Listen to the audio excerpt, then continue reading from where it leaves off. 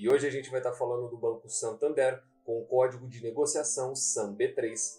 Para falar de alguma companhia, de uma potencial investida, a gente tem que falar do retorno dela, retorno ao acionista. O Santander ofereceu mais de 600% no período, quando comparado com o Ibovespa, na casa dos 360%, praticamente o dobro. Traduzindo isso para o nosso cotidiano, R$ 1.000 investidos em Santander teriam se transformado em R$ 7.200, um excelente retorno no período, por pura e simplesmente carregar a ação, que é a única maneira de você estar multiplicando o seu capital na Bolsa de Valores. É através das 3 chaves. Agora, a gente falando dos últimos 5 anos para vocês aqui embaixo, anotado, o Santander no período ofereceu um retorno negativo ao acionista. Veja aqui, menos 7,61%. E mesmo após 2020 aqui, num período de recuperação do índice, o Santander não conseguiu acompanhar. Ele vem sim em declínio. E eu espero uma recuperação só a partir do ano que vem para a companhia, tá? 1 ou 2 recados bem rápidos antes da gente entrar no fundamento, que é o principal na análise de uma empresa.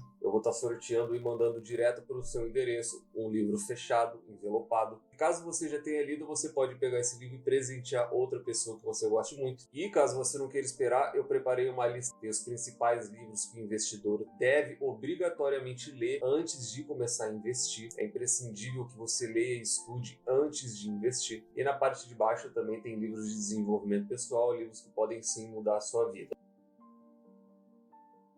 E o que para muita gente era uma surpresa, para quem acompanha o canal aqui, para quem já é inscrito, não é para ser surpresa nenhuma, porque eu já tinha feito 1 ou 2 vídeos do Santander, bem como do Bradesco, não se assustem, o Bradesco também pode. Essa queda de 45% no lucro não é de se assustar, o momento do banco não é legal, bem como o momento para vários bancos de varejo, com foco na carteira em pessoa física, não é legal. E digo de novo, não deveria ser surpresa para vocês, tanto é que as ações sequer responderam de forma negativa ou positiva. E a grande realidade é que o resultado do Banco Brasileiro acabou prejudicando as ações do Santander, da matriz espanhola, tá? O lucro, que antes era altíssimo, ele vem caindo e vem caindo muito. O último divulgado foi de 2,26 bilhões de reais, uma queda de 45% quando comparado no último ano, e o consenso esperava algo na casa de 2,5 bi. E mesmo com uma queda de 11% no PDD, a gente ainda tem algo de 6 bilhões de reais no PDD, isso impacta diretamente o lucro da companhia. E entrando agora na questão fundamental na análise de uma companhia, são seus fundamentos. A primeira foto que o investidor tem que tirar é do histórico do balanço da companhia, DRE da empresa, no mínimo 10, 15, 20 anos. De acordo com Peter Lynch, a primeira coisa que o investidor tem que buscar são lucros, lucros e mais lucros, e isso você obtém aqui na DRE. Vou selecionar aqui para a gente, então você vê a foto, o histórico crescente de receita, o histórico crescente de lucros, sem nenhum prejuízo no período. Então, segundo Peter Lynch, isso é tudo que o investidor deveria buscar primordialmente em uma companhia. O segundo ponto que a gente vai ver agora é o ROI, ou Return on Equity, ou retorno sobre patrimônio líquido. A principal tese do Warren Buffett, que é o quanto de capital a empresa consegue gerar em comparação ao capital investido por ela, como ele utiliza muito o cash flow. Já expliquei para vocês que não tem necessidade de fazer isso. O ROI ele é uma foto muito fácil e simplista de se analisar o retorno da companhia. E o retorno histórico do Santander está na casa dos 10, 11, porém não é novidade para ninguém que o banco vem num momento de dificuldade. E o ROI dele, balanço atrás de balanço, vem caindo. Hoje está assim na casa dos 10, juntamente com o Bradesco, que nos últimos trimestres eles divulgaram 9, 10, 11% de retorno. É baixo, tá? Só para efeito de comparação, Itaú e Banco do Brasil estão com retorno no equity na casa dos 20, 21, 22%, ou seja, o dobro do que estão Santander e Bradesco. É um ponto de atenção. Terceiro ponto na sequência é o dividend yield, principalmente para quem busca uma carteira de remuneração. Acima de 6% é uma tese de Benjamin Graham, e aqui no Brasil um dos maiores difundidores dessa tese é o Luiz Barsi Filho. Ele não aceita menos do que 6% para ter uma carteira remunerada. E esse histórico ele é contaminado, tá? Ele é extremamente contaminado por esse período. O yield médio do Santander nos últimos 5 anos, entre 7% e 8%, eu tenho certeza, porque eu tenho na minha planilha. O último ponto agora é a questão do PL, o preço sobre lucro. Tese que eu sigo, sempre mostrei para vocês, é de Robert Shiller, 1988, procurem e estudem. tese de regressão à média. O preço não tem como se desvincular do lucro no longo prazo, e é a mais pura verdade. Então hoje ele está com um PL de 8,76, nos últimos 2 anos esteve bem abaixo, talvez uma ótima oportunidade aqui entre 21 e 20. E essa foto ela é complicada porque, assim como o dividend yield, o preço sobre o lucro também está contaminado nesse determinado período. Então esqueçam essa média de 46, tá? Peguem aí os últimos 5, 6, 7 anos, façam a média e ela ainda assim está abaixo do preço sobre o lucro histórico do banco, ok?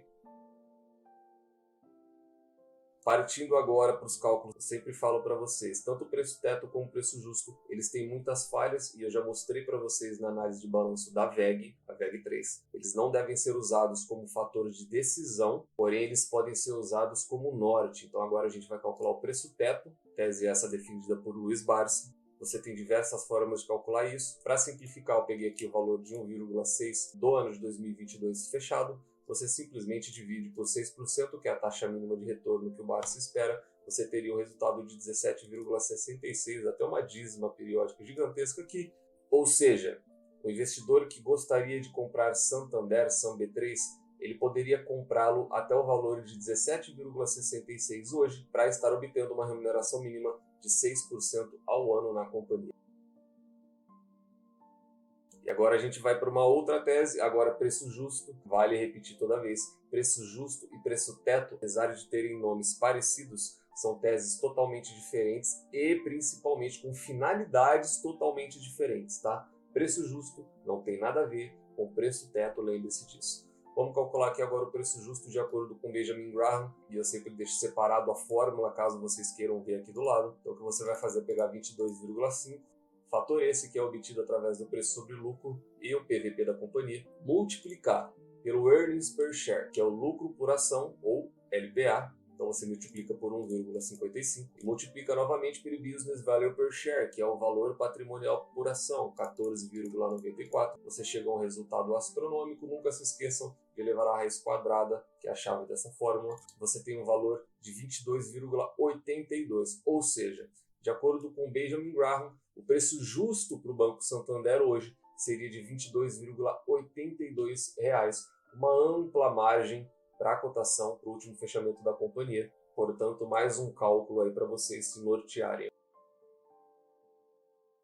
Bom, chegando agora na conclusão minha, conclusão pessoal, conclusão desse canal é intransferível. Sim, eu tenho ela e eu tenho numa quantia considerável, porque ela é uma das 5 ações que eu tenho que obtém nota 5, ou seja, nota máxima. Eu considero o Banco Santander uma empresa excelente. Eu não costumo comentar o porquê das notas, mas as empresas que têm nota 5 eu sempre vou comentar. Por que eu considero o Santander, bem como outras 3 companhias dessas, são bancos? A minha história com o setor bancário já é longa e não seria surpresa. Eles invariavelmente são empresas extremamente seguras. Uma vez que os investidores lá de fora já gostam de bancos e seguradoras, aqui no Brasil, você como investidor, você deveria aprender a gostar muito mais. E vou falar o porquê. Eu não tenho o gráfico que eu tinha aqui há muitos anos atrás, mas era um gráfico que mostrava a quantidade de bancos implodindo no determinado período das 2 crises na década de 2000 nos Estados Unidos, e eu vivi a segunda crise dos anos 2000. Era banco atrás de banco quebrando. Afinal de contas, a gente teve uma crise financeira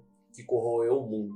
Só que no Brasil esse cenário não veio. E por que a gente tem bancos tão sólidos aqui? Primeiro ponto, a gente não tem tanta concorrência. Então é um nicho que, se a empresa se destaca, ela dificilmente vai ter outras empresas concorrendo pelo market share dela.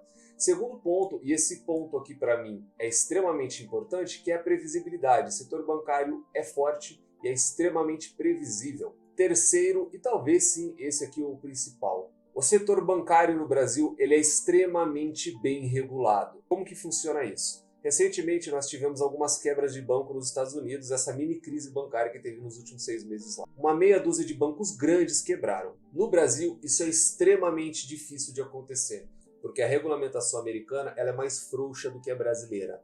Então você tem um cenário de maior competitividade e menor regulamentação. No Brasil você tem o inverso, você tem um cenário de menor competitividade com uma maior regulamentação. Isso se traduz em uma chance de quebra bancária muito, mas muito difícil. Então, quando você fala de Banco do Brasil, Itaú, Bradesco e Santander, para um desses 4 bancos quebrarem, teria que imaginar um cenário apocalíptico. Eu não enxergo o Banco do Brasil, Itaú, Santander e Bradesco quebrando de maneira alguma com a regulamentação do setor bancário que nós temos aqui no país. Não só pelos fundamentos, não só pelo retorno, o setor que o Santander está é extremamente seguro no Brasil. Então, quando eu comparo o setor americano bancário com o setor brasileiro bancário, e o Brasil se sobressai, eu não tenho por que não investir em bancos brasileiros.